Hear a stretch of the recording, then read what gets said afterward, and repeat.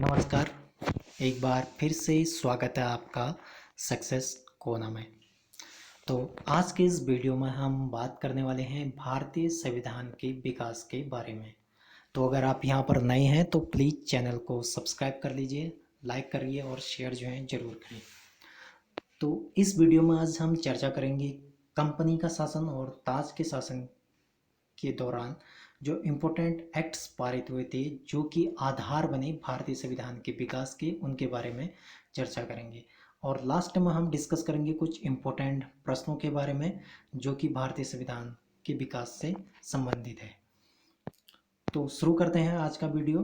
तो सबसे पहले समझते हैं भारतीय संविधान के विकास को हम टू पार्ट्स में क्यों डिवाइड कर रहे हैं। तो देखिए, जो संविधान का विकास हुआ था वो हुआ था भारत में कंपनी के शासनकाल में और ताज के शासनकाल में। तो अब इनका शासनकाल क्या था? तो कंपनी का शासनकाल रहा बेसिकली 1773 से लेकर 1858 तक, और जो ताज का शासनकाल हम कह सकते हैं 1858 से लेके 1947 तक, यानी भारत के आज़ाद होने तक। सबसे पहले आता है 1773 का रेगुलेटिंग एक्ट। तो ये क्यों आता है? 1764 में आपको पता है कि बक्सर का युद्ध हुआ था और इसी युद्ध के बाद बंगाल पर ब्रिटिश शासन यानी ईस्ट इंडिया कंपनी की का कब्जा कर लिया था। तो कुछ टाइम बाद ब्रिटिश संसद को लगा कि कंपनी जो है कई कार्य अपने मनमाने ढंग से कर रही है और इस पर नियंत्रण करना जरूरी है। तो कंपनी पर नियंत्रण करने के लिए ब्रिटिश संसद द्वारा 1773 में एक रेगुलेटिंग एक्ट लेके आया गया। तो इसके द्वारा क्या हुआ? तो सबसे पहली चीज़ हुई, कंपनी के शासन पर अब जो है संसदीय नियंत्रण होने लगा। और दूसरी, कलकत्ता में एक सुप्रीम कोर्ट की स्थापना की गई थी। तीसरा जो इम्पोर्टेंट हुआ वो हुआ, अब जो बंगाल का गवर्नर था वो गवर्नर जनरल कहलाने लगा और ये तीन प्रेसिडेंसियों का गवर्नर जनरल बन गया। ठीक है, अब तीन प्रेसिडेंसियाँ कौन सी थी? पहली प्रेसिडेंसी थी बंगाल, दूसरी मुंबई और तीसरी मद्रास और वर्तमान चेन्नई। तो ये तीन प्रेसिडेंसियाँ थी और यहाँ के जो गवर्नर्स थे अब वो बंगाल के गवर्नर जनरल के अंतर्गत काम करने लगे। तो ये था 1773 का रेगुलेटिंग एक्ट। तो इसके बाद आता है 1784 का पिट्स इंडिया एक्ट। तो इस अधिनियम ने कंपनी के वाणिज्यिक और राजनीतिक कार्यों के बीच में एक रेखा खींच ली। तो किस तरह से रेखा खींच ली है उसको समझते हैं। जो बिजनेस का काम था और जो पॉलिटिकल इश्यूज थे उनको जो है इस एक्ट के द्वारा जो है सेपरेट कर दिया गया। और भारत में दो चीज़ों की स्थापना हुई, उसमें पहली चीज़ थी कोर्ट ऑफ डायरेक्टर और दूसरी थी बोर्ड ऑफ कंट्रोल। तो बोर्ड ऑफ जो कंट्रोल था वो सारे कार्य देखता था, राजनीतिक कार्य यानी जो भी कंपनी के राजनीतिक मसले थे उनको देखने का काम करता था बोर्ड ऑफ कंट्रोल, और जो वाणिज्यिक या व्यापार से रिलेटेड कार्य थे उनको देखने का काम करता था डायरेक्टर यानी कोर्ट ऑफ डायरेक्टर। और इन दोनों की स्थापना हुई पिट्स इंडिया एक्ट के द्वारा। फिर आता है 1793 का चार्टर एक्ट। तो 1793 के चार्टर एक्ट में जो कर्मचारियों का वेतन था वो भारतीय राजस्व से दिए जाने का प्रावधान किया गया।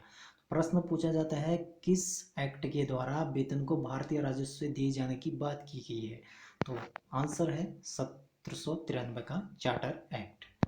तो नेक्स्ट आता है आपका 1813 का चार्टर एक्ट। तो इस चार्टर एक्ट में दो इम्पोर्टेंट बात थी। पहला, शिक्षा के लिए 1 लाख रुपए कंपनी को खर्च करना पड़ेगा, यानी भारतीयों की शिक्षा के विकास के लिए कंपनी को अब हर साल 1 लाख रुपया खर्च करना पड़ेगा। दूसरी चीज, कंपनी का अब भारत में व्यापार का एकाधिकार खत्म कर दिया गया। अब ब्रिटेन की जो बाकी कंपनियां थी वो भी भारत के साथ व्यापार कर सकती थी, सिर्फ एक चाय पर जो है ईस्ट इंडिया कंपनी का एकाधिकार अभी भी बना हुआ था। अगला आता है 1833 का चार्टर एक्ट। तो इसके एक्ट के द्वारा जो बंगाल का गवर्नर जनरल था उसे अब भारत का गवर्नर जनरल बना दिया गया, यानी भारत का जो बंगाल का गवर्नर जनरल था वो अब भारत का गवर्नर जनरल कहलाने लगा 1833 के चार्टर एक्ट के द्वारा। फिर आता है 1853 का चार्टर एक्ट। तो 1853 के चार्टर एक्ट के द्वारा जो कंपनी के महत्वपूर्ण पदों पर जो नियुक्तियां होती थी, अब उसके लिए कोई भी व्यक्ति जो है आवेदन कर सकता था और उसके लिए प्रतियोगिता परीक्षा का आयोजन किया जाने लगा, का प्रावधान जो है इस एक्ट के द्वारा किया गया। तो ये थे कंपनी के शासन के अंतर्गत कुछ महत्वपूर्ण एक्ट्स। अब इसके बाद आता है ताज का शासन। तो ताज का शासन क्यों आया? 1857 की क्रांति के कारण। जब 1857 की क्रांति हुई तो उसके बाद भारत में कंपनी का जो शासन था उसे जो कंपनी का शासन था उसे खत्म कर दिया गया और उस शासन को ब्रिटिश क्राउन के हाथों सौंप दिया गया। अब ब्रिटिश क्राउन कौन है? वो ब्रिटेन की महारानी है। दूसरी चीज, जो अभी तक गवर्नर जनरल था, कंपनी का काम देख रहे थे, अब वो पद समाप्त करके उसकी जगह पे वाइसरॉय बना देंगे और वाइसरॉय जो है ब्रिटिश क्राउन के प्रतिनिधि के रूप में भारत में शासन करने लगे। तीसरी चीज, जो कोर्ट ऑफ डायरेक्टर है और बोर्ड ऑफ कंट्रोल, इसे खत्म कर दिया गया और इसकी जगह पे स्थापना हुई भारत सचिव के पद की। तो भारत सचिव का जो पद है, इसके लिए एक 15 सदस्यों की जो है परिषद का भी गठन किया गया। तो भारत सचिव का एक पद गठन किया गया और उसकी सहायता के लिए 15 सदस्यों की एक परिषद का निर्माण किया गया।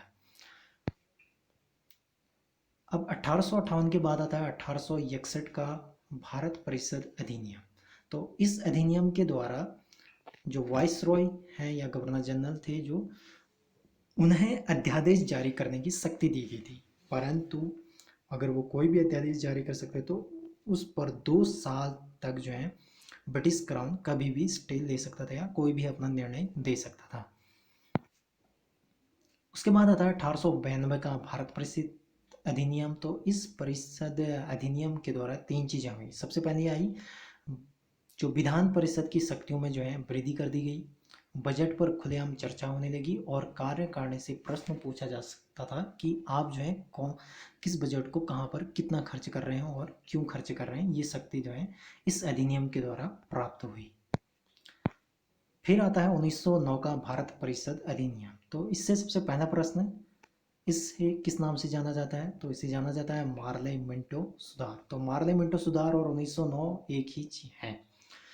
तो इसका जो अगला महत्वपूर्ण पॉइंट था वो था मुस्लिम समुदाय के लिए पृथक प्रतिनिधित्व, यानी इंडिविजुअल रिप्रेजेंटेशन फॉर मुस्लिम्स, 1919 के भारत शासन अधिनियम में। और तीसरा जो है इसमें था, यानी जो विधान परिषदों के आकार में जो है वृद्धि की गई।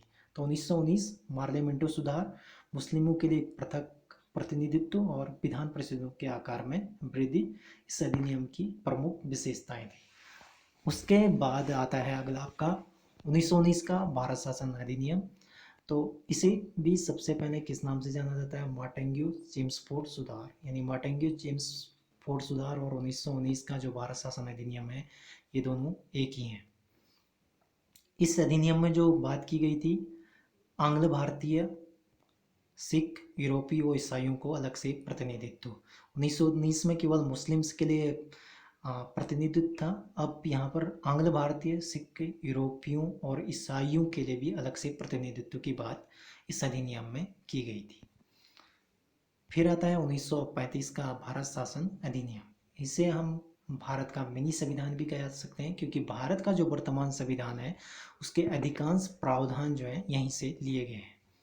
और इसी के साथ 1935 में एक और महत्वपूर्ण चीज हुई, वो हुई भारत में आरबीआई की स्थापना, यानी रिजर्व बैंक ऑफ इंडिया की स्थापना इस अधिनियम के द्वारा की गई।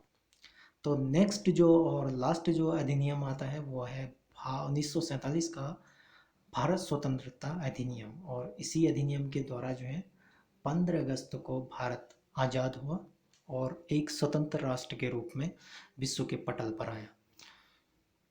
तो ये थे भारत में जो संविधान का विकास हुआ उससे पहले के कुछ एक्ट जो एक पिलर का काम करे किया जिन्होंने। तो कौन कौन से थे एक बार फिर से देख लेते हैं। 1773 का रेगुलेटिंग एक्ट, फिर 1784 का पिट्स इंडिया एक्ट, फिर 4 चार्टर एक्ट आए। तो यहाँ से भी एक प्रश्न बनता है कि चार्टर एक्ट जो है कितने सालों बाद आते थे, तो वो आपका आंसर है 20 सालों के बाद। पहला 93 में आया, फिर उसके बाद 1813 में, फिर 1833, फिर 1853। तो हर जो चार्टर एक्ट है उसके बीच में 20 साल का अंतर है। और उसके बाद ताज का शासन 1857 की क्रांति के बाद, जब कंपनी से शासन छीन कर ब्रिटिश महारानी के हाथों में शासन सौंप दिया गया, तो सबसे पहले 1858 का भारत शासन अधिनियम आया, फिर 61 का अधिनियम, फिर 1892 का, फिर 1919 9 का, फिर 1919, फिर 1935 और 1947 भारत स्वतंत्रता अधिनियम। तो ये थे कुछ एक्ट्स जिन पर हमने अभी तक चर्चा की है। अब बात करते हैं भारत के संवैधानिक विकास से संबंधित कुछ महत्वपूर्ण प्रश्नों के बारे में। तो सबसे पहला प्रश्न है, कौन से युद्ध के बाद बंगाल पर ब्रिटिश ईस्ट इंडिया कंपनी का अधिकार हो गया? तो आंसर है 1764 के बक्सर युद्ध के बाद। अब अगला प्रश्न है, किस एक्ट के द्वारा या किस एक्ट के अंतर्गत बंगाल में सरकार की स्थापना की? तो 1773 के रेगुलेटिंग एक्ट के द्वारा बंगाल में सरकार की स्थापना की गई। अगला प्रश्न पूछा जाता है, बंगाल के शासन पर संसदीय नियंत्रण किस एक्ट के द्वारा किया गया? तो 1773 के एक्ट के द्वारा। नेक्स्ट है, बंगाल के गवर्नर को तीनों प्रेसिडेंसियों का गवर्नर जनरल किस एक्ट के द्वारा बनाया गया? यानी तीनों प्रेसिडेंसियां बंगाल, मुंबई और मद्रास, तो 1773 के द्वारा। और जो अगला नेक्स्ट इंपॉर्टेंट प्रश्न है, बंगाल में कलकत्ता में एक सुप्रीम कोर्ट की स्थापना किस एक्ट के द्वारा की गई थी? तो इसका आंसर भी है 1773 का रेगुलेटिंग एक्ट। फिर प्रश्न अक्सर पूछा जाता है कि किस अधिनियम के अंतर्गत बोर्ड के सदस्यों और कर्मचारियों के वेतन को भारतीय राजस्व से देने की व्यवस्था की गई? तो ये आपका किया गया था 1793। तो 1793 यानी वेतन। अगला प्रश्न, किस अधिनियम से कंपनी के अधिकार पत्र को 20 वर्षों के लिए बढ़ा दिया गया? तो ये आपका बढ़ा दिया गया 1813 में। तो इस प्रश्न को समझ लेते हैं थोड़ा सा। जो 1813 में कंपनी का जो व्यापार, भारत से व्यापार का एकाधिकार था, वो भले ही समाप्त कर दिया, पर चाय पर जो एकाधिकार था वो अगले 20 वर्षों के लिए बना रहा। तो इसीलिए कहा गया है कि जो एकाधिकार है वो 20 वर्षों के लिए बढ़ा दिया गया, तो 1813 के चार्टर अधिनियम के द्वारा।